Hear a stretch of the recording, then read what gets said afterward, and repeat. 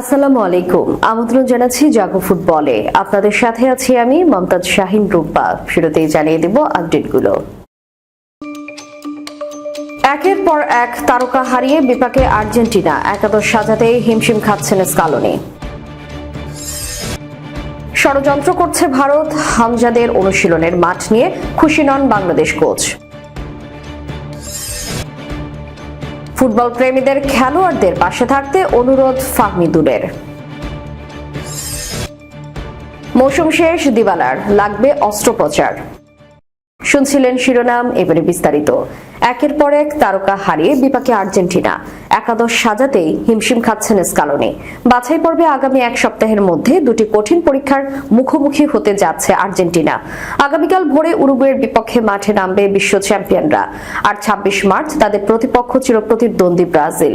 তবে গুরুত্বপূর্ণ এই দুই লড়াইয়ের আগে বড় দুশ্চিন্তায় লিওনেল স্কালোনি। একের পর এক তারকা ফুটবলার চোটের কারণে ছিটকে গেছেন, যার ফলে এখনো পর্যন্ত উরুগুয়ের বিপক্ষে একাদশী চূড়ান্ত করতে পারেনি আর্জেন্টাইন কোচ। ম্যাচ পূর্ব সংবাদ সম্মেলনে স্কালোনি জানিয়েছেন, এখন পর্যন্ত দলের লাইন আপ ৯০% ঠিক করতে পেরেছেন তিনি। চোট সমস্যায় জর্জরিত দল নিয়ে তিনি বলেন, যখনই ফিফা উইন্ডোতে খেলা থাকে আমাদের সব সময় সতর্ক থাকতে হয়। আমরা জানতাম কিছু খেলোয়াড় ইনজুরিতে পড়বে, কয়েকজনকে হারানোর শঙ্কাও থাকবে, তাই ১৫ দিন আগে করা পরিকল্পনা এখন অপ্রাসঙ্গিক। আমাদের নতুন করে পরিকল্পনা সাজাতে হবে। আর্জেন্টিনার স্কোয়াডে ইনজুরি জনিত সমস্যা নতুন কিছু নয়, কিন্তু এবার চোট যেন একটু বেশি ভোগাচ্ছে বর্তমান বিশ্ব চ্যাম্পিয়নদের। দলের ৩ সেরা তারকাকে হারিয়ে স্কালোনি এখন একাদশ বাছাই করতেই হিমশিম খাচ্ছেন। তবে এই দুঃসময়ের মধ্যেও ইতিবাচক দিক খুঁজছেন আর্জেন্টাইন কোচ। তার মতে, আমাদের কয়েকজন গুরুত্বপূর্ণ খেলোয়াড় নেই, তবে এটা অন্যদের নিজেদের প্রমাণ করার সুযোগ করে দেবে। স্কালোনি এখনো আনুষ্ঠানিকভাবে একাদশ নিশ্চিত না করলেও সংবাদ মাধ্যম বোলাভিআইপি সম্ভাব্য একাদশ প্রকাশ করেছে। তাদের মতে, উরুগুয়ের বিপক্ষে আর্জেন্টিনা যে একাদশ নিয়ে মাঠে নামতে পারে সেটি এমন: Emiliano Martinez, Nahuel Molina, Cristian Romero, Nicolas Otamendi, Nicolas Tagliafico, midfielder Rodrigo de Paul, Enzo Fernandez, Alexis MacAllister, forward Leandro Paredes, Giuliano Simeone, Julian Alvarez, Nicolas Gonzalez. AFC Asian কাপের বাছাইয়ের ম্যাচ খেলতে গতকাল ভারতের শিলংয়ে পৌঁছেছে বাংলাদেশ দল। শিষ্যদের নিয়ে প্রথম অনুশীলন করেন বাংলাদেশ কোচ হ্যাভিয়ার কাবরেরা, কিন্তু অনুশীলনের মাঠ নিয়ে খুশি হতে পারেনি তিনি। শিলংয়ের ১৫ থেকে ১৬ ডিগ্রি তাপমাত্রার ঠান্ডায় নেহু বিশ্ববিদ্যালয়ের ফুটবল মাঠে ঘণ্টাখানেক অনুশীলন করেন হামজা চৌধুরী। ম্যাচের আগে মূল ভেন্যু জওহরলাল নেহরু স্টেডিয়ামে অন্তত ২-১ দিন অনুশীলন করতে চান কোচ, কেননা সেই স্টেডিয়ামের মাঠ প্রাকৃতিক ঘাসে তৈরি। কাবরেরা বলেন, অনুশীলনের সুযোগ সুবিধা আমরা যেমন প্রত্যাশা করেছিলাম তেমন নয়, তবে ঠিক আছে। আগামী দিনের জন্য উপযুক্ত সুবিধা পেতে আমাদের ম্যানেজার কাজ করেছেন, আশা করি আমরা তা পাবো। আজকের সেশনটি মূলত পরিচিত হওয়াই ও মানিয়ে নেওয়ার জন্য ছিল। হ্যাঁ, আমরা চেষ্টা করছি অন্তত ২-১ দিনের জন্য মূল ভেন্যুতে অনুশীলন করার। দেখি কি হয়, তা ঠিক করা ম্যানেজার ও ফেডারেশনের কাজ। মাঠ নিয়ে ফরওয়ার্ড রাকিব হোসেন বলেন, শিলংয়ের ঠান্ডায় আমাদের খুব একটা সমস্যা হবে না, কারণ একই রকম আবহাওয়া। আমরা সৌদি আরবে ১০-১২ দিন অনুশীলন করেছি। টার্ফ অনুশীলন করলে একটু সমস্যা হবে, কারণ আমরা দেশে ঘাসে অনুশীলন করি, তবে ম্যাচের আগে আল্লাহর রহমতে কোনো সমস্যা হবে না। ভারত সফরের আগে বাংলাদেশ দল নিয়ে আলোচনা কম হয়নি। বিশেষ করে ইতালি প্রবাসী ফুটবলার ফাহমিদুল ইসলামের বাদ পড়ার প্রসঙ্গে এখনো সরগরম সামাজিক যোগাযোগ মাধ্যম। চূড়ান্ত ফলে ফাহমিদুল না থাকার পেছনে যে কারণ ভেসে উঠেছে তা গুজব বলে উড়িয়ে দিয়েছেন কাবরেরা। তিনি বলেন, দল হিসেবে আমরা খুবই শক্তিশালী। অনেক ভুল খবর ছড়িয়েছে, কিন্তু দিন শেষে আমাদের নিজেদের দিকেই মনোযোগ দিতে হবে। আমরা জানি কি ঘটেছে, কেন আমরা এখানে আছি। এই ম্যাচ ঘিরেই আমরা মনোযোগী। আমরা সৌদি আরবে খুব ভালোভাবে অনুশীলন করেছি, ঢাকাতেও তাই। ফুটবল প্রেমীদের খেলোয়াড়দের পাশে থাকতে অনুরোধ ফাহমিদুলের। জাতীয় দলের সম্ভাবনাময় তারকা ফাহমিদুল ইসলামকে নিয়ে শুরুতে অনেক আশার কথা শুনিয়েছিলেন কোচ হ্যাভিয়ার কাবরেরা, কিন্তু সৌদি আরবের ক্যাম্প শেষে দল যখন ঢাকায় ফিরল তখন দলে দেখা গেল না ১৮ বছর বয়সী এই তরুণকে।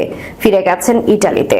চোটজনিত কোনো সমস্যা নয়, ইনজুরির শিকার হননি তিনি, বরং শেষ মুহূর্ত পর্যন্ত দলের সঙ্গে অনুশীলন করেছেন। তবুও শেষ পর্যন্ত কেন তিনি দলের সঙ্গে থাকলেন না সেটি বড় প্রশ্ন হয়ে দাঁড়ায়। এদিকে এই ঘটনায় সামাজিক যোগাযোগ মাধ্যমে নানা রকম তথ্য ঘুরে বেড়াচ্ছে। কোনো সংবাদে বিভ্রান্তিকর তথ্য ছড়িয়েছে। বিষয়টি নিয়ে বাংলাদেশি বংশোদ্ভূত ইটালিয়ান ফুটবলার ফাহমিদুল ফেসবুকে জানিয়েছেন, স্ট্যাটাস দিয়েছেন। স্ট্যাটাসে তিনি লেখেন, আমি লক্ষ্য করেছি যে মাঠের একটি অভ্যন্তরীণ বিষয় নিয়ে কিছু সংবাদ গণমাধ্যমে ছড়িয়ে পড়েছে। দুর্ভাগ্যবশত বিভিন্ন ধরনের তথ্য প্রচারিত হচ্ছে, যার সবকটি পুরোপুরি সত্য নয়। খেলাধুলায় মাঝে মধ্যে ভুল বোঝাবুঝি হতে পারে, তবে সেগুলো দলের ভেতরে থাকা উচিত, কারণ প্রতিটি খেলোয়াড় খেলাই এবং দেশের প্রতি নিবেদিত প্রাণ। তিনি একজন পেশাদার খেলোয়াড়, যিনি সবসময় দলের জন্য তার সেরাটা দিয়েছেন।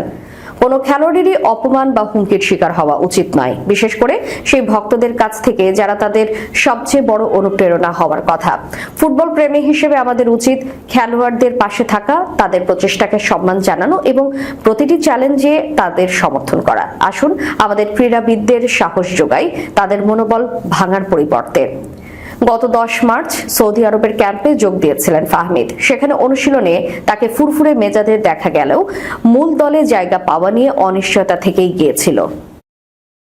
মৌসুম শেষ দিবালার, লাগবে অস্ত্রোপচার। জাতীয় দল থেকে পাওলো দিবালা ছিটকে পড়ার পর তাকে ঘিরে এবার পাওয়া গেল আরো বড় দুঃসংবাদ। চোট থেকে সেরে উঠতে তার অস্ত্রোপচার করতে হবে। ফলে চলতি মৌসুমে তার আর খেলার সম্ভাবনা নেই বললেই চলে। বৃহস্পতিবার সামাজিক মাধ্যমে এক পোস্টে রোমার এই তারকা ঘোষণা দেন যে উরুগুয়ে ও ব্রাজিলের বিপক্ষে বিশ্বকাপ বাছাই পর্বের ম্যাচে খেলার সুযোগ না পাওয়ার পর তিনি অস্ত্রোপচারের মাধ্যমে তার পেশির সমস্যার সমাধান করবেন। বাঁ পায়ের হ্যামস্ট্রিং পেশির চোটের কারণেই 2026 বিশ্বকাপ বাছাই পর্বের গুরুত্বপূর্ণ 2 ম্যাচ থেকে ছিটকে গেছেন তিনি। নিজের পোস্টে দিবালা লেখেন, সবচেয়ে গুরুত্বপূর্ণ বিষয় হলো আমি সবাইকে আন্তরিক ধন্যবাদ জানাতে চাই তাদের ভালোবাসার সমর্থনের জন্য। পরীক্ষার ফলাফল ও বিভিন্ন বিকল্প পর্যালোচনা করার পর আমি এখন অস্ত্রোপচার করানোর সিদ্ধান্ত নিয়েছি, যাতে যত দ্রুত সম্ভব মাঠে ফিরতে পারি। তিনি আরো লেখেন, আমি কিছুদিন মাঠের বাইরে থাকলেও এই গুরুত্বপূর্ণ সময়ে আমি আমার রোমা সতীর্থদের সমর্থন করব এবং জাতীয় দলকেও একজন ভক্তের মতো উৎসাহ দেব। আমি দ্রুতই ফিরে আসব আরো শক্তিশালী হয়ে, এটি আমার প্রতিশ্রুতি। দিবালার পর তার ক্লাব রোমাও এক বিবৃতি দিয়ে বিষয়টি নিশ্চিত করেছে। বিবৃতিতে বলা হয়, পাওলো দিবালা আগামী কয়েকদিনের মধ্যে তার বাঁ পায়ের সেমিটেন্ডিনোসাস টেন্ডনের ইনজুরির জন্য অস্ত্রোপচার করবেন। খেলোয়াড় ও ক্লাব যৌথভাবে সিদ্ধান্ত নিয়েছে যে দ্রুত সম্পূর্ণ সুস্থতার জন্য এটি সঠিক পথ। আমরা তার দ্রুত সুস্থতা কামনা করছি এবং মাঠে ফেরার অপেক্ষায় আছি। উরুগুয়ে ও ব্রাজিলের বিপক্ষে ম্যাচের জন্য স্কোয়াডে ছিলেন দিবালা। বিশেষ করে মেসির অনুপস্থিতির কারণে মূল একাদশে সুযোগ পাওয়ার সম্ভাবনা ছিল তার, কিন্তু গত রবিবার কাগলিফিয়ার বিপক্ষে ম্যাচে চোট পাওয়ার পর আর্জেন্টিনার কোচিং স্টাফ তাকে দল থেকে বাদ দেয়। শেষ করার পূর্বে সংবাদ শিরোনামগুলো জানিয়ে দিব আরো একবার। একের পর এক তারকা হারিয়ে বিপাকে আর্জেন্টিনা, একাদশ সাজাতে হিমশিম খাচ্ছেন স্কালোনি। ষড়যন্ত্র করছে ভারত, হামজাদের অনুশীলনের মাঠ নিয়ে খুশি নন বাংলাদেশ কোচ। ফুটবল প্রেমীদের খেলোয়াড়দের পাশে থাকতে অনুরোধ ফাহমিদুলের। মৌসুম শেষ দিবালার, লাগবে অস্ত্রোপচার। এতক্ষণ আমাদের সাথে থাকার জন্য ধন্যবাদ। আল্লাহ হাফেজ।